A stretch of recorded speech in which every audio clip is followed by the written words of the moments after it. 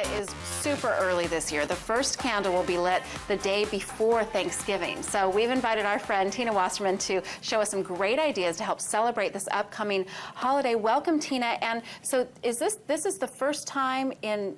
I think it's the first time in 150 years, and the next time will be 70,000 years from now, so we don't have to worry about it. That Hanukkah is this close to Thanksgiving. Absolutely, that it coincides, yes. Because I always thought that, I mean, it always seemed that it was so close to Christmas that I thought that it fell the same time every year, but no, it doesn't. It goes by calendar. the lunar calendar as opposed to the Gregorian calendar. So. Okay, so this year we get it right next to Thanksgiving. Absolutely, okay, absolutely. So you're going to show us one of the traditional dishes. I'm going to show you some traditional dishes that are traditional in other parts of the world, not necessarily what we're used to here, and a little riff on what used to. So in Morocco, they make a Moroccan sweet couscous, and it's very, very easy to make. I use the large Israeli couscous, and then I mix melted butter with a little bit of cinnamon and sugar, not a lot. Yum. Mix it around. So it just coats it. This also prevents it from sticking further. And you can get the larger couscous just at the grocery store, right? Yes, and yes, it's readily available. Sometimes it's referred to as Israeli couscous, but it's just larger. And couscous, by the way, is just pasta, but it's pasta in little pearls, yeah. Right. So now it's all mixed up. I throw in roasted almonds and pine nuts and mixed fruit. I buy a 7.5-ounce bag of mixed fruit. Mix that together. Look at this. Oh, and this is very delicious. Nutritious. So it is, yes. And somebody was asking me, you know, well, what about putting some foods for Hanukkah on the table? The truth of the matter is, Thanksgiving is the one holiday, if you put another carb on the table, nobody notices.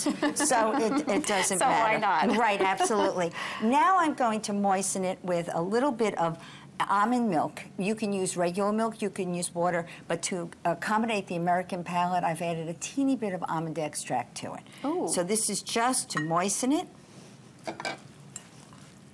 It looks delicious. And this is something that they would serve just as a side dish? Yeah, absolutely. Or you can even serve it on your dessert buffet as well, you know, because it's not that sweet.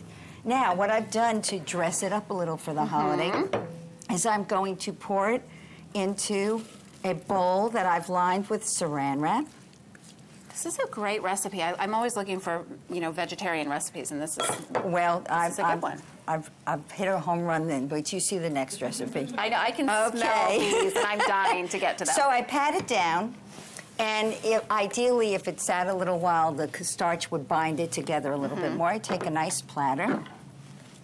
Don't get it on the floor.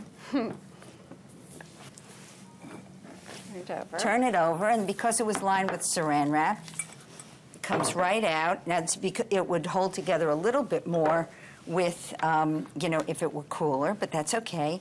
And now I'm going to garnish it with some medjool dates. Those are the large, soft dates that you can find in the produce department. And while you're doing that, I'm going to taste it.